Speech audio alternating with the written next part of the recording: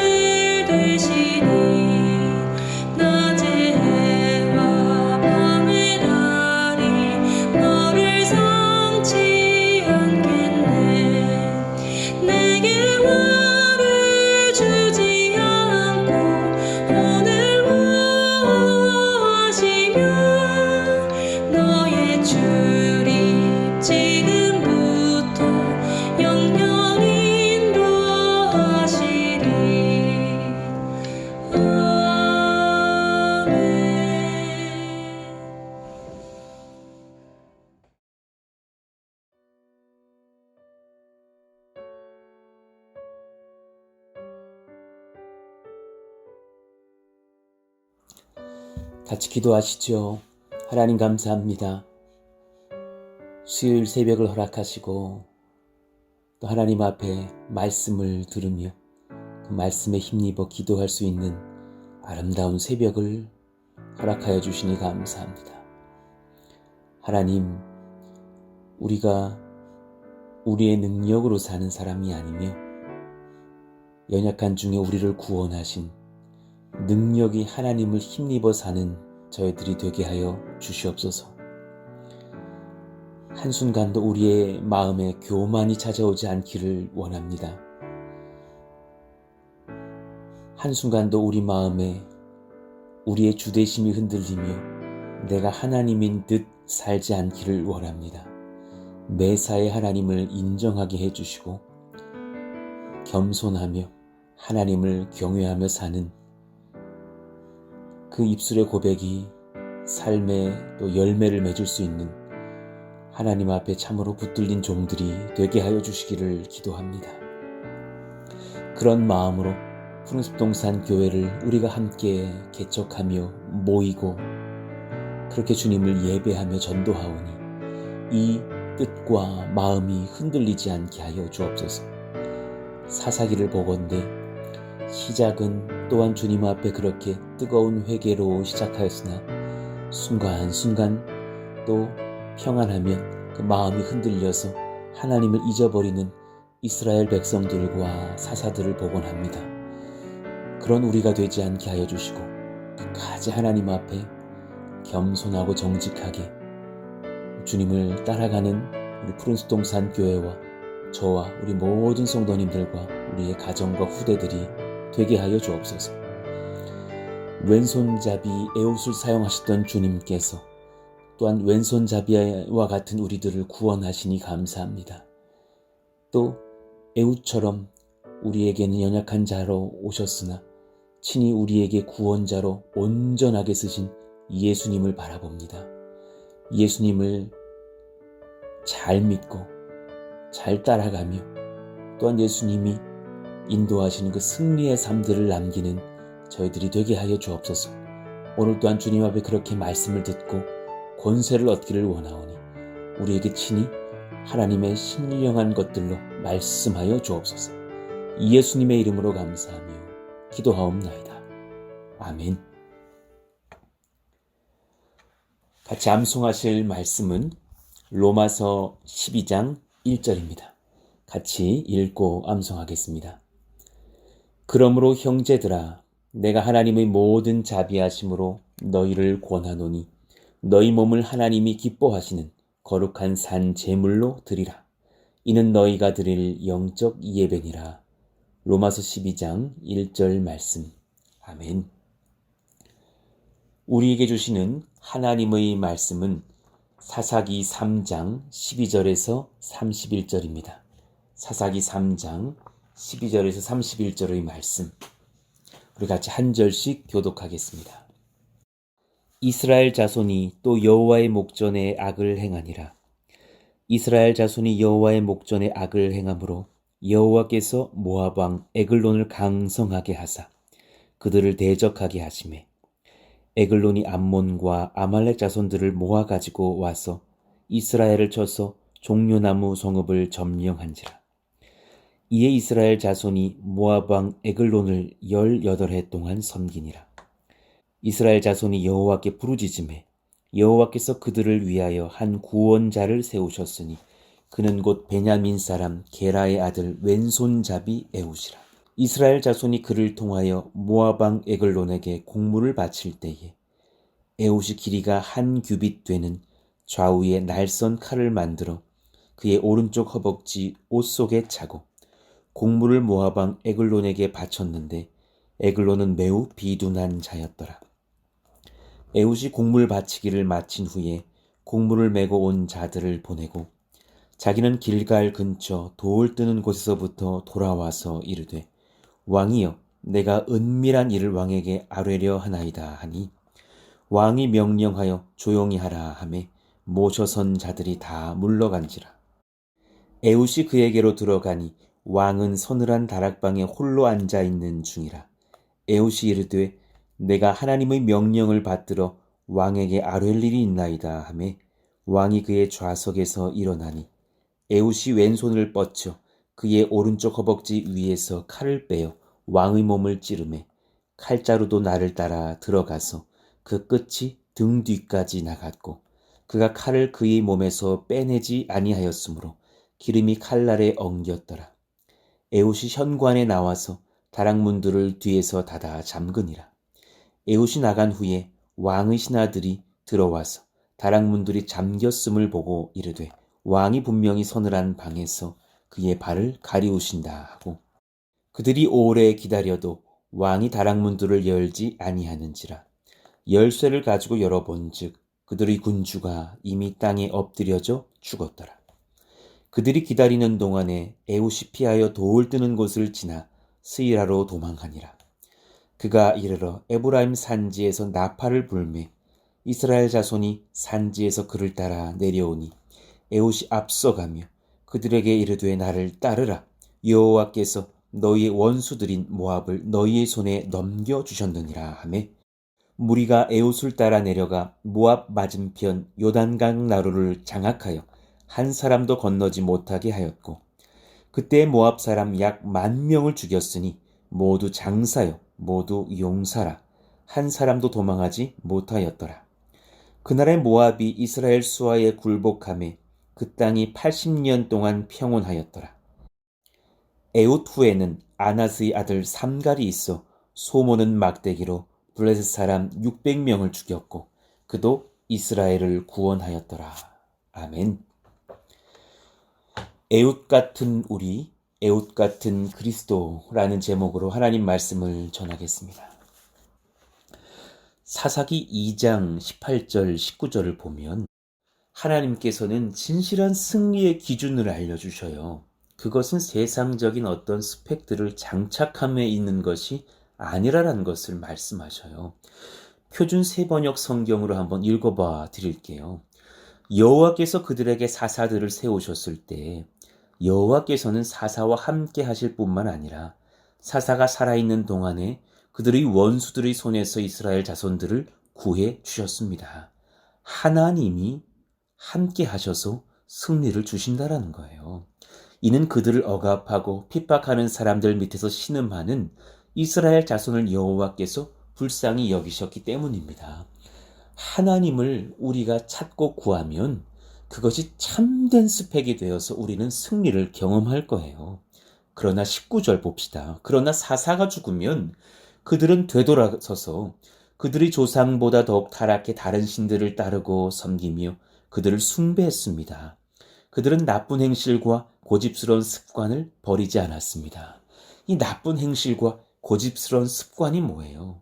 세상의 문화를 따라가서 다른 어떤 대세를 따르고 섬기며 그것들을 숭배할 때에 그때는 무너질 수밖에 없는 상황을 맛봤다라는 것을 성경은 지적합니다. 진정한 승리는 예수 그리스도로 인해서 완성되며 우리 안에 임하실 말씀과 성령을 의지할 때 가능한 것임을 깨달으시기를 원합니다. 오늘 본문은 두 번째 사사인 에웃과 또 31절을 통하여 삼갈의 사역이 등장합니다. 12절을 보면 이스라엘 자손이 또 여호와의 목전에 악을 행했다고 기록합니다. 특별히 이 반복적인 표현인 또를 넣어놨다는 것이 참 가슴 아프죠. 우리가 하나님 앞에 이렇게 회개하고 은혜를 입은 뒤에 또 죄를 짓는 그런 안타까운 삶이 반복되지 않기를 원합니다. 하나님의 마음이 아니겠습니까? 그럴 때에 이 모압 에글론을 통하여서 하나님께서 이스라엘 백성들을 18년 동안 괴롭게 하십니다. 그때에 그들이 또한 부르짖음에 한 구원자를 세우셨으니 그는 곧 베냐민 사람 게라의 아들 왼손잡이 에웃이라 하면서 사사 에웃을 등장시키시죠. 여러분, 에웃의 삶을 통해서 우리는 많은 것들을 배울 수가 있습니다. 그 중에 오늘 두 가지를 살펴보시죠. 첫 번째, 오른손의 아들들 중에서 왼손잡이 에웃을 선택하신 하나님의 작정을 배웁니다. 오른손의 아들들 중에서 왼손잡이 에웃을 선택하신 하나님. 여러분, 베냐민 사람 게라의 아들 왼손잡이 에웃이라 그랬습니다. 베냐민 지파의 뜻이 뭐예요? 베냐민은 오른손의 아들입니다.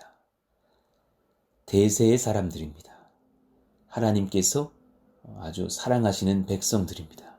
그런데 그 중에서 왜 오른손의 아들들이라는 이름의 베냐민 지파 중에서 왼손잡이 에웃이라는 것은 상당히 주목받지 못하는 사람, 소외되어 있는 사람, 장애가 있어서 오른손을 사용하지 못하는 사람, 아마도 오른손이 잘 자라지 않아서 왼손을 써야만 했던 사람인 것으로 예상이 됩니다.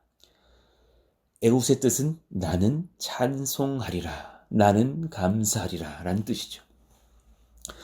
결국 에웃은 장애가 있는 사람입니다.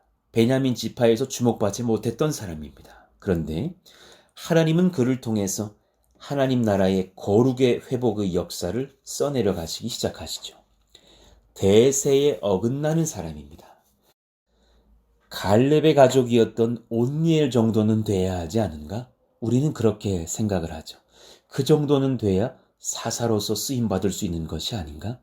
그 정도는 돼야 우리 교회의 담임 목사님으로 모실 수 있는 것 아닌가? 우리는 그렇게 생각을 하죠. 그러나 하나님은 오히려 역설적으로 그 대세의 오른손잡이들을 사용하지 않으시고 장애가 있었던 왼손잡이 에웃을 쓰셨다는 겁니다. 하나님도 오른손을 권세손이라고 하셨었습니다. 이사야서 62장 8절에 여호와께서 그 오른손, 그 능력의 발로 맹세하시되 그랬습니다.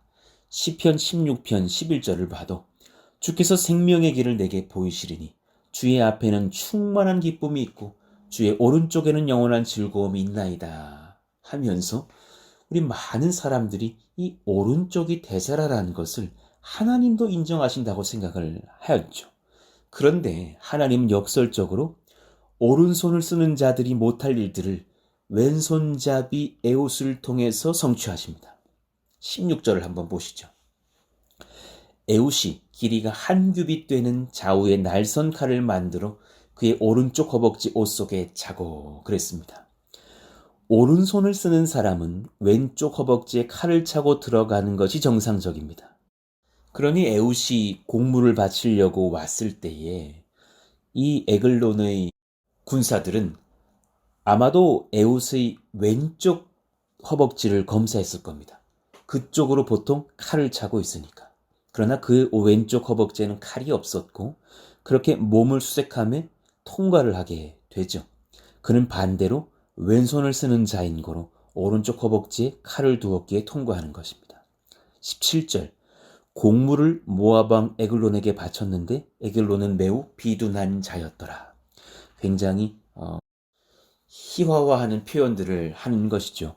주님께 제물로 바쳐지기에 아주 좋은 살찐 어린 송아지였다라는 뜻입니다.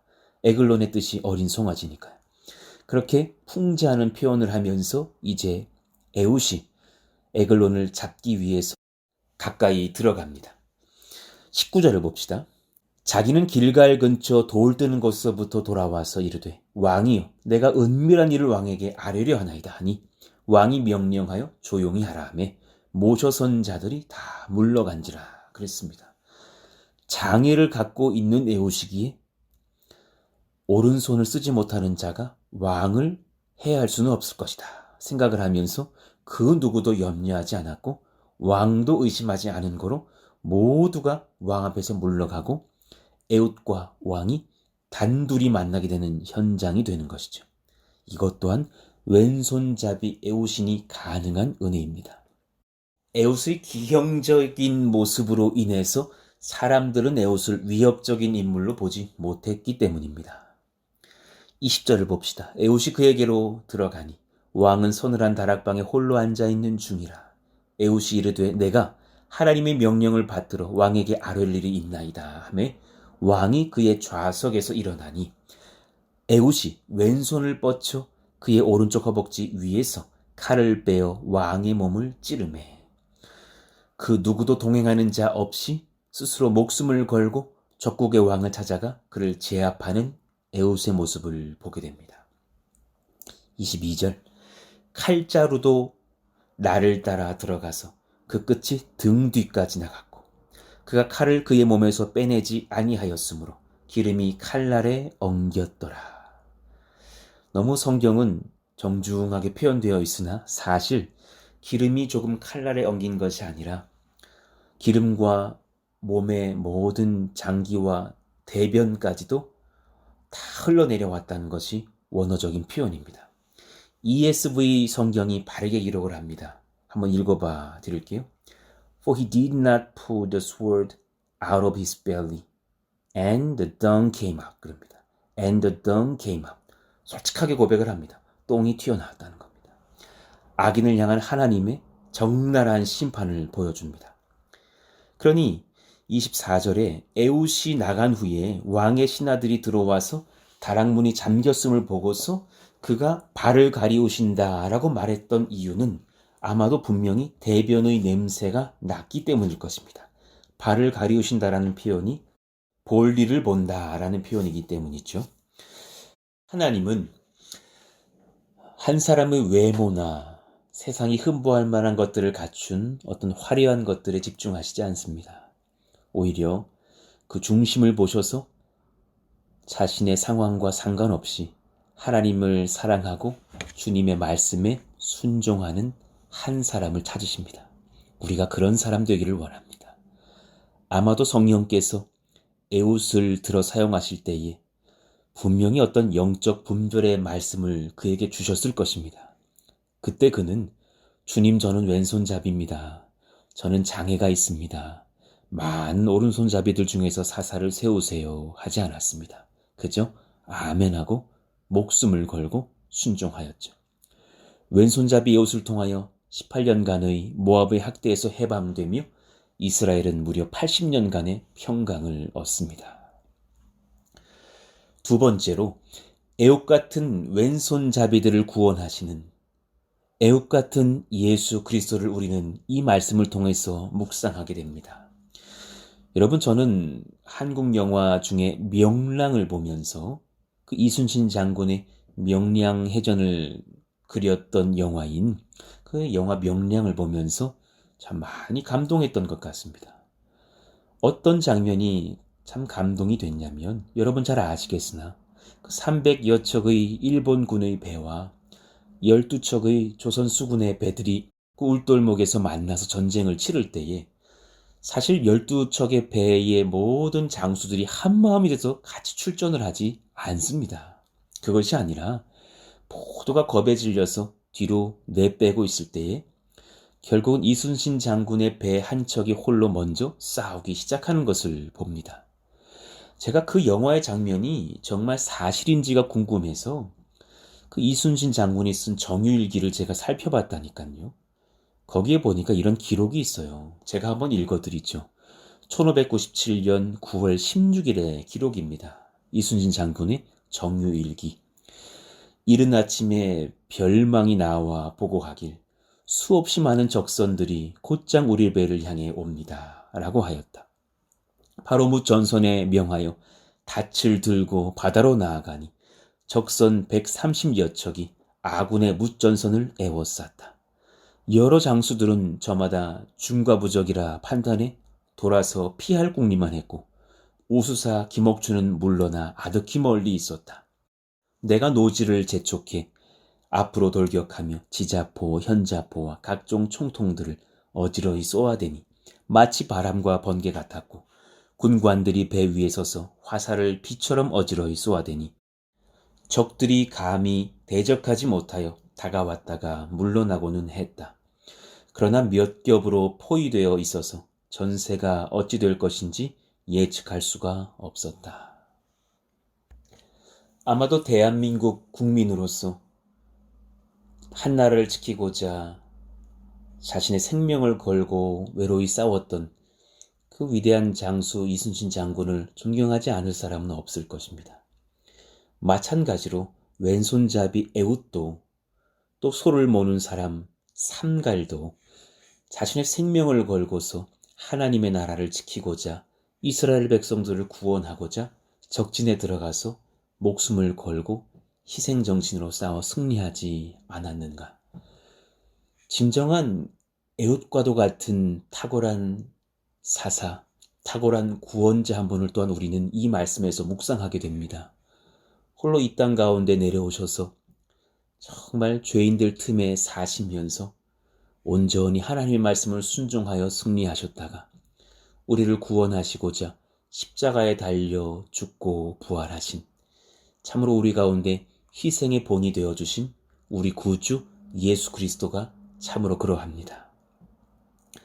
진정한 왼손잡이 에웃 같은 분, 우리 주 예수 그리스도이십니다. 왼손잡이 에웃의 풍채에 볼 것이 없었을 것처럼 예수님도 마찬가지였죠.